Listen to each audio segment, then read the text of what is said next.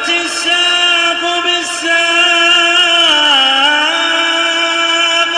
إلى ربك يومئذ المساق.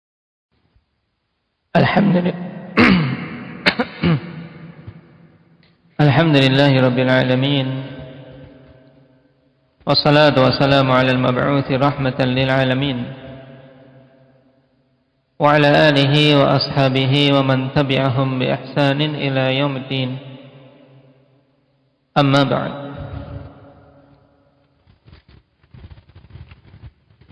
Pertemuan yang lalu kita telah masuk pada pasal tentang sifat-sifat ahli sunnati wal jamaah, yang pada pasal ini diterangkan tentang sebagian sifat-sifat mendasar yang ada pada firqatun najiyah tersebut. Yang pertama dari sifat yang paling mendasar pada mereka apa? Aba Muhammad?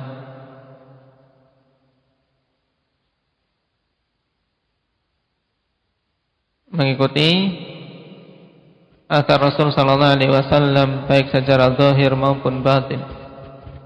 Jadi maksud dengan athar Rasulullah sallallahu alaihi wasallam itu apa?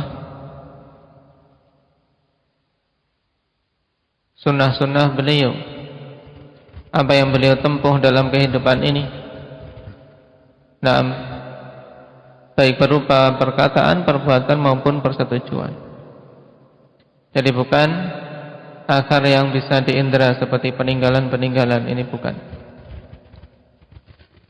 Tayyib. Kemudian yang kedua, apa di antara sifat mendasar pada mereka, Afik?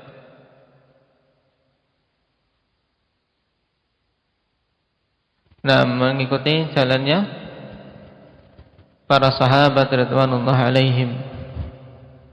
Tayyib. Itu yang kedua, yang tidak akan mungkin ikhwanifillah seorang betul-betul bisa mengikuti sunnah Nabi sallallahu alaihi wasallam sampai mereka mengikuti jalan yang ditempuh oleh para sahabat dalam beragama. Sebab para sahabat radhiyallahu alaihim, mereka lah orang-orang yang menyaksikan turunnya wahyu dan mendapatkan langsung bimbingan dari Nabi sallallahu alaihi wasallam. Melihat bagaimana Rasulullah sallallahu alaihi wasallam beramal dengan wahyu yang diturunkan kepada beliau. Nah, dan kemarin sekilas disebutkan tentang perbedaan tariqatus salaf dari tariqatul khalaf. Ketika diperbandingkan antara kedua jalan tersebut, maka bagaimana keadaan tariqah salaf ketika dibandingkan dengan tariqah khalaf? Hudzaifah.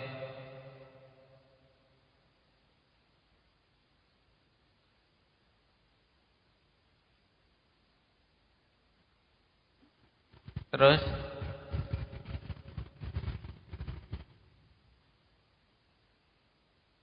ada 3 kalimat. Apa itu?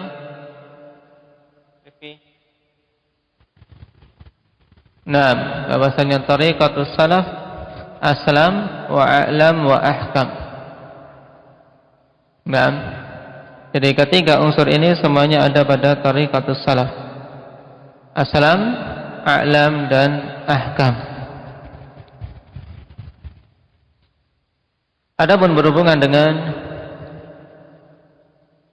permasalahan perkataan sebagian dari para sahabat radhiyallahu alaihim, maka para ulama rahimahumullah taala ikhwanifillah memerinci hal tersebut. Nah, yang pertama, apabila mereka berijma pada suatu perkara, itu para sahabat bersepakat pada suatu hal, maka jelas itu adalah hujjah. Nah, dan ijma' para sahabat merupakan ijma' yang paling kuat. Kenapa? Karena saat itu kaum muslimin belum tersebar ke berbagai penjuru. dalam artian dibandingkan dengan umat-umat yang datang setelahnya.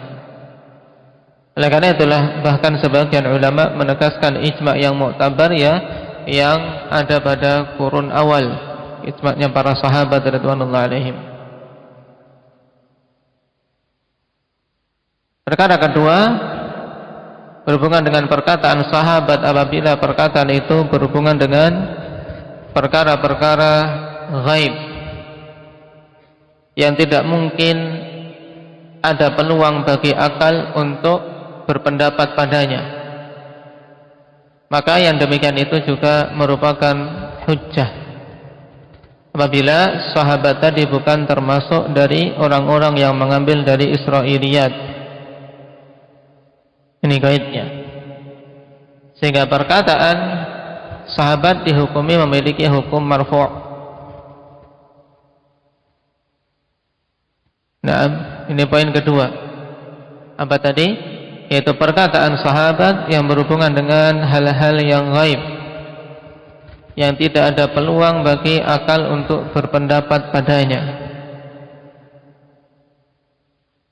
Maka apabila datang suatu perkataan dari sahabat tentang hal tersebut, maka dihukumi seperti hukum rafa', yaitu hukum marfu' sampai Nabi sallallahu alaihi wasallam. Dengan catatan apa? Sahabat tadi bukan termasuk yang dikenal mengambil dari Israiliyat. Seperti misalnya akhwanifillah perkataan Ibnu Mas'ud radhiyallahu anhu dalam hadis yang mauquf. Naam, man qara'a harfan min kitabillah falahu asyru hasanah. Siapa saja membaca satu huruf dari kitabullah maka baginya 10 kebaikan. Wala aqul alif lam mim harfun walakin alifun harfun wa lamun harfun wa mimun harfun. Alifnya satu huruf, lamnya satu huruf, mimnya satu huruf. Sehingga ketika mengucapkan alif lam mim itu sudah terkumpul padanya 30 kebaikan. Subhanallah. Athar ini yang rajih fanifillah mauquf, tapi memiliki hukum marfu'. Kenapa? Karena tidak mungkin Abdullah bin Mas'ud radhiyallahu anhu mengucapkan perkara ghaib berhubungan dengan masalah pahala, kecuali mengambilnya dari Nabi sallallahu alaihi wasallam. Paham? Ini perkara ghaib yang disampaikan oleh para sahabat radhiyallahu alaihim selama dia bukan orang yang mengambil dari Israiliyat, berita-berita Israiliyat. Nah, maka perkataan itu sebagai hujjah, dihukumi hukum marfu'. Perincian yang ketiga, apabila datang suatu perkataan dari para sahabat dan tidak diketahui penyelisihan perkataan itu terhadap syariat dan tidak diketahui ada seorang sahabat yang menyelisihinya, maka ini juga diterima. Datang perkataan sahabat dan tidak diketahui ada sahabat lain yang menyelisihinya, maka diterima.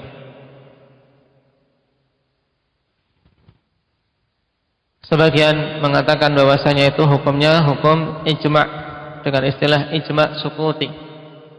Dalam artian suatu perkataan tapi yang lainnya diam, tidak ada yang mengingkari. Berarti ibaratnya semuanya menyetujui.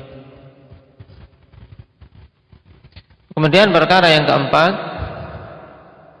apabila seorang sahabat mengatakan suatu perkataan tapi ada sahabat lain yang menyelisihinya, maka di sini bukanlah hujjah. Perkataan salah satu sahabat tersebut bukanlah hujjah atas sahabat yang lain. Nah, ini sekilas tentang perincian tentang perkataan sahabat ikhwanillah yang hendaknya dipahami. Adapun pembahasan secara mendalam dengan khilaf yang ada padanya pada kitab-kitab usul. Sekarang kita masuk pada pembahasan ketiga berhubungan dengan sifat-sifat ahli sunnati wal jamaah. Qala wa min sifati ahli sunnati ittiba'u wasiyati Rasulillah sallallahu alaihi wasallam haitsu qala 'alaikum bi sunnati wa sunnatil khulafa'ir rasyidin al mahdiyyin min ba'di tamassaku biha wa 'addu 'alaiha bin nawajid wa iyyakum wa muhdatsatil umur fa inna kulla bid'atin dhalalah. Di antara sifat-sifat ahli sunnati wal jamaah yaitu mengikuti wasiat Rasulullah sallallahu alaihi wasallam. Mereka ini orang yang mengikuti wasiat Nabi sallallahu alaihi wasallam. Di mana Nabi telah berkata, "Alaikum bisunnati wa sunnatil khulafa'ir rasyidin al-mahdiyyin min ba'di." Wajib atas kalian untuk berpegang teguh dengan sunnahku dan sunnah khulafa'ur rasyidin yang mereka mendapatkan hidayah setelahku. Tamassaku biha, berpegang teguhlah kalian dengannya. Wa'addu 'alaiha bin nawajid, dan gigitlah sunnah tersebut dengan gigi geraham kalian. Wa iyyakum wa muhdatsatil umur, dan berhati-hatilah kalian dari perkara-perkara yang baru di dalam agama ini. Kenapa? Fa inna kulla bid'atin dhalalah, karena semua kebid'ahan itu adalah sesat. Rawahul Imam Ahmad wa Abu Dawud wa Tirmidzi wa Ibnu Majah wa qala Tirmidzi hasanun sahih. Dan hadis merupakan hujjah dalam masalah ini. Siapa yang mendhaifkan ikhwani fillah, maka dia telah keliru dalam menetapkan hukum. Karena dalam sebagian yang mendhaifkan hadis ini, ikhwan. Karena itu Syekhuna Jamil As-Silwi hafizahullah ta'ala menulis risalah khusus berhubungan dengan hadis tersebut sebagai pembelaan dan penjelasan jalan-jalannya yang menunjukkan bahwasannya hadis ini hadis yang sabit.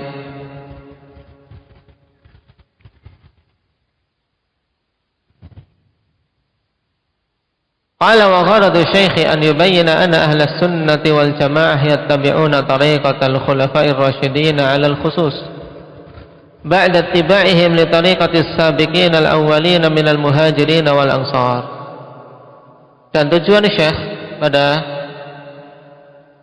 pembawaan hadis ini yaitu untuk menjelaskan bahwasanya ahli sunnati wal jamaah mereka mengikuti jalan para khulafaur rasyidun secara khusus setelah mereka mengikuti jalannya para sabiqun al-awwalun dari kalangan muhajirin maupun ansar. Alal wajhil umum, secara umum. Jadi secara umum ahli sunnah mengikuti jalannya para sahabat. Kemudian secara khusus lagi mereka mengikuti jalannya para khulafaur rasyidun. Cuman yang dimaksud dengan alaikum bisunnati wa sunnatil khulafair rasyidin, mengikuti sunnah para khulafaur rasyidin, yaitu yang dimaksud adalah apa? Fima ajma'u alaih, pada perkara-perkara yang khulafa tersebut bersepakat atasnya. Ini yang dimaksud dengan perintah untuk mengikuti sunnah khulafaur rasyidin, yaitu pada hal-hal yang khulafaur rasyidin bersepakat padanya. Maka itu hujjah, itu adalah sunnah. Adapun pada perkara yang dilakukan oleh sebagiannya kemudian diingkari oleh yang lain, maka itu bukan sunnah yang diperintahkan dalam hadis ini. Nah, bukan termasuk sunnah. Seperti misalnya apa yang dilakukan oleh Khalifah Utsman radhiyallahu anhu ketika beliau mengadakan azan yang pertama pada hari Jumat. Dikarenakan semakin banyaknya manusia, maka Amirul Mukminin Utsman radhiyallahu anhu memerintahkan untuk mengumandangkan azan sebelum masuk waktu Jumat. Itu pun azannya apa? Bukan di masjid. Adzannya adalah di Zawra, di pasar, di tempat yang keramaian manusia, yang banyak manusia, dikhawatirkan lalai bahwasanya hari itu adalah hari Jumat. Nah, ini alasan kenapa dikumandangkan azan. Baik. Dan hal ini penerapannya pada masa sekarang, ikhwanifillah. Nah, banyak yang menyelisih apa yang diinginkan oleh Amirul Mukminin Utsman radhiyallahu anhu. Bersama dengan khilaf yang panjang tentang hukum mengikutinya. Nah, dan yang rajih dalam masalah ini, perbuatan tersebut tidak diikuti.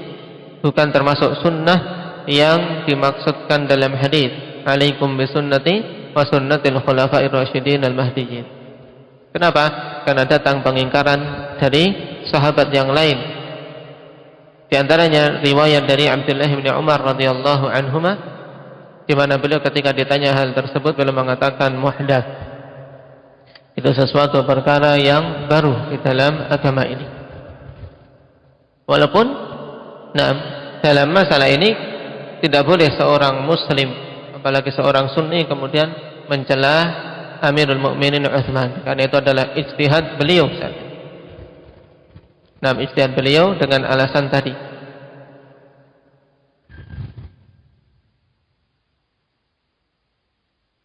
Jadi mengikuti Khulafaur Rasyidin yang dimaksud adalah ijma' mereka, sebagaimana ditegaskan oleh Ibnu Hazm dan yang lainnya.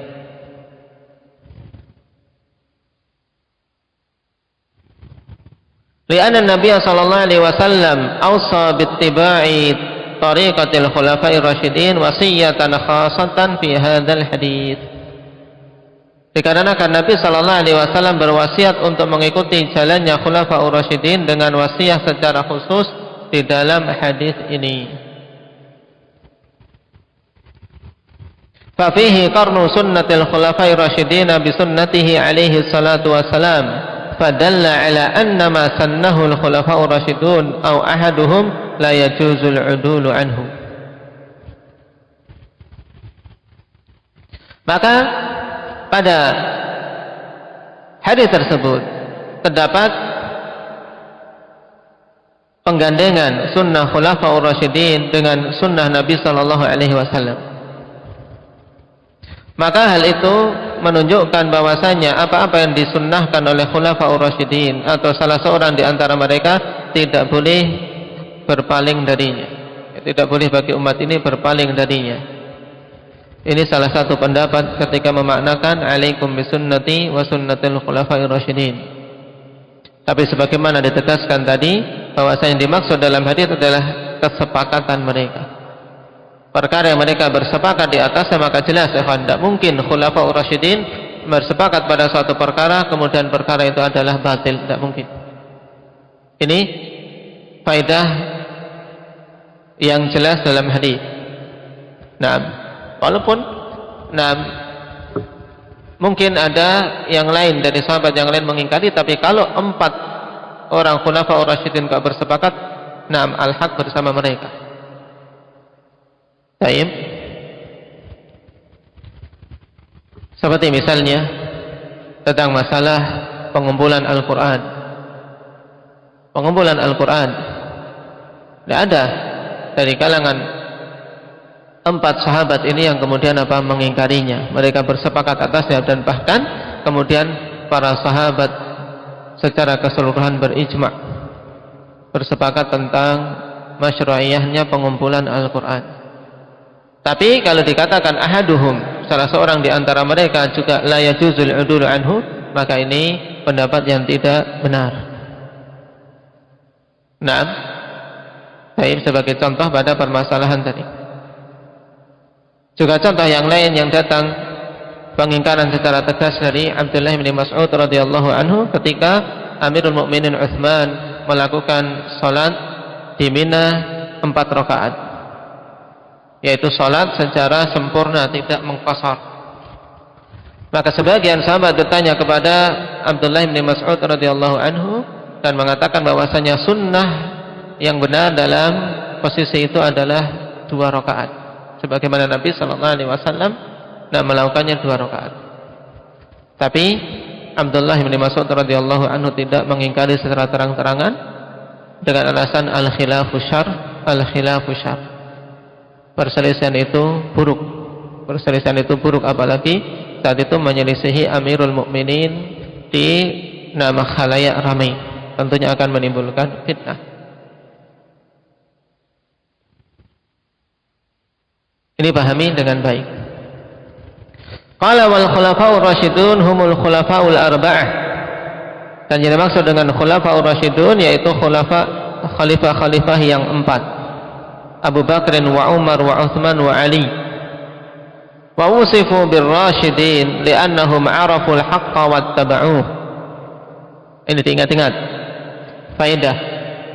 Mereka disifati dengan rasyidin. Kenapa? Dikarenakan mereka mengetahui al-haq dan mengikutinya. Farrashidu huwa man 'arafa al-haqqa wa 'amila bih.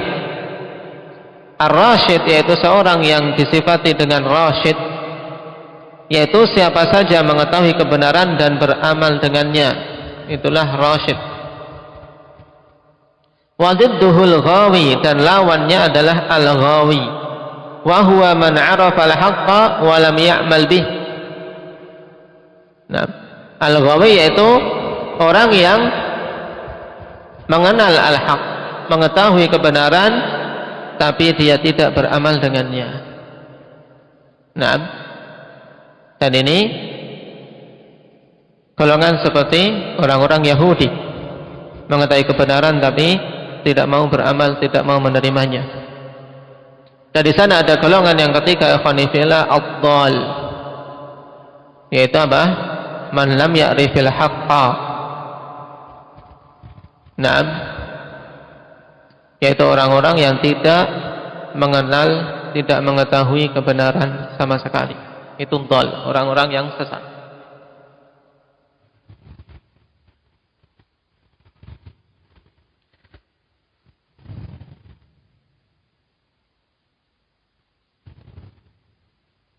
Makanya di antara doa Nabi sallallahu alaihi wasallam meminta apa? Allahumma inni as'aluka tsabata fil amri wal azimata 'ala rusydi. Meminta azimah untuk bersemangat di atas rusyd. Yaitu apa? Di atas usaha untuk mengetahui al-haq dan untuk beramal dengannya. Wa qawluhu al-mahdiyyin ay alladziina hadahumullahu ilal haqq, yaitu orang-orang yang Allah berikan hidayah kepada mereka menuju kebenaran. Tamassaku biha ay ilzamuha, berpegang teguhlah dengannya, jangan sekali-kali engkau tinggalkan. Wa'addu 'alaiha bin nawajid, dan gigitlah sunnah itu dengan gigi geraham kalian, kinayatan an syiddatit tamassuki biha, sebagai kinayah, sebagai pengungkapan tentang kuatnya dalam memegang sunnah tersebut. Wan nawajidu akhirul adras, dan nawajid adalah gigi geraham yang paling belakang, yang paling kuat ketika digunakan untuk menggigit. Wa muhdatsatil umur hiyal bid'ah, itu perkara-perkara yang baru yang diada-adakan dalam agama ini. Fa inna kulla bid'atin dhalalah, sebab sungguhnya kebid'ahan, semua kebid'ahan itu adalah sesat. Baik. Qala wal bid'atu lughatan ma laysa lahu mithalun sabiq. Adapun bid'ah secara bahasa adalah segala sesuatu yang tidak ada contoh sebelumnya. Ini namanya bid'ah. Ma laysa lahu mithalun sabiq.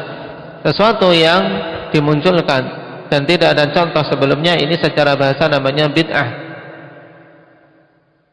Wa syar'an, adapun secara syar'i, kata Syekh, malam yadulla alaihi dalilun syar'i, yaitu segala sesuatu yang tidak ditunjukkan oleh dalil syar'i. Fa kullu man ahdatsa syai'an wa nasabahu ila ad-din wa lam yakun lahu dalilun fa huwa bid'atun wa dhalalah. Maka semua perkara yang Nah, maka semua orang yang mengada-adakan suatu perkara dan menisbahkannya kepada agama dan tidak ada baginya satu dalil pun, maka itu adalah bid'ah dan kesesatan. Ini pengertian secara mudah tentang makna bid'ah. Dan di sana ada pengertian yang bagus. Nah, dan itu dikatakan oleh para ulama pengertian yang paling lengkap tentang hakikat bid'ah, yaitu yang dibawakan oleh Imam Asy-Syatibi rahimahullahu taala. Nah, siapa yang hafal pengertian Imam Asy-Syatibi rahimahullah tentang bid'ah? Hendak apa Zain? Hafidh? Itu tariqatun fid din mukhtara'ah tudahi syari'ah. Itu suatu jalan di dalam agama ini yang diada-adakan, yang sifatnya tudahi syari'ah, yaitu menyerupai syariat. Diada-adakan menyerupai syariat, di mana orang tadi ketika melakukannya, melakukan terus berkesinambungan dan ada harapan pahala. Nah, yuksadu bisuluki 'alaiha apa?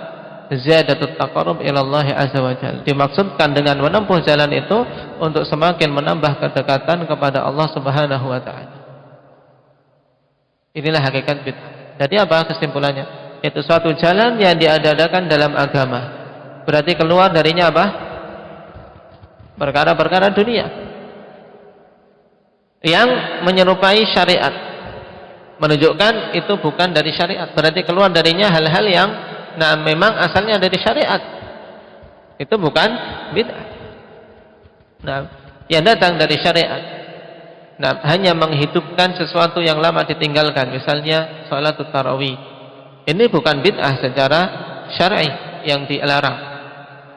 Nah, sholatul tarawih yang dihidupkan kembali oleh Khalifah Umar radhiyallahu anhu. Atau mengumpulkan Al-Quran. Ini apa? Memang asalnya dari syariat, sebagai perwujudan dari ayat inna nahnu nazzalna dzikra wa inna lahu lahafidhun. Sungguhnya kami yang menjaga Al-Quran dan kami yang menurunkan Al-Quran dan kamilah yang menjaga. Dan dimaksudkan oleh pelakunya untuk semakin menambah kedekatan pada Allah Subhanahu wa taala. Keluar darinya perkara-perkara duniawi yang pelakunya tidak menginginkan dengannya makna ibadah, kedekatan diri pada Allah. Nah, ini diperhatikan. Dengannya seseorang akan memahami ikhwan dengan gamblang hakikat bid'ah yang dilarang oleh Rasul sallallahu alaihi wasallam, dan bisa memahami syubhat-syubhat orang-orang yang mereka alergi terhadap istilah bid'ah. Qala sawa'un fil aqidati aw fil aqwali aw fil af'al, sama saja apakah kebid'ahan tersebut pada akidah seperti bid'ah khawarij, bid'ah mu'tazilah, bid'ah qadariyah dan seterusnya dalam perkara-perkara akidah, atau fil aqwal, atau dalam perkataan-perkataan seperti apa? Zikir-zikir yang diada-adakan, lafaz-lafaz salawat yang diada-adakan. Nah, ada salawat nariyah, ada salawat tibbul qulub, ada salawat berzanji dan seterusnya, banyak salawat-salawat. Itu semuanya mubtada', diada-adakan dalam din. Awil af'al, atau dalam perbuatan-perbuatan. Naam, baik, seperti misalnya salat-salat yang diada-adakan, seperti salat raghaib, atau puasa-puasa yang mubtada', ya, puasa weton dan seterusnya. Tahu puasa weton? Orang luar Jawa apa Hudzaifah? Puasa weton itu puasa hari keluarnya kamu dari perut ibu. Weton, hari keluarnya. Nah, Tayyib, Senin Pahing, atau Rabu Kliwon dan seterusnya. Setiap 40 hari puasa dengan hitungan Jawa. Itu bid'ah. Nah, ini contohnya, dan pembahasan tentang makna kullu bid'atin dhalalah serta syubhat-syubhat yang ada padanya telah kita ulas berkali-kali. maka diingat-ingat di murajaah. Subhanakallahumma bihamdik asyhadu an la ilaha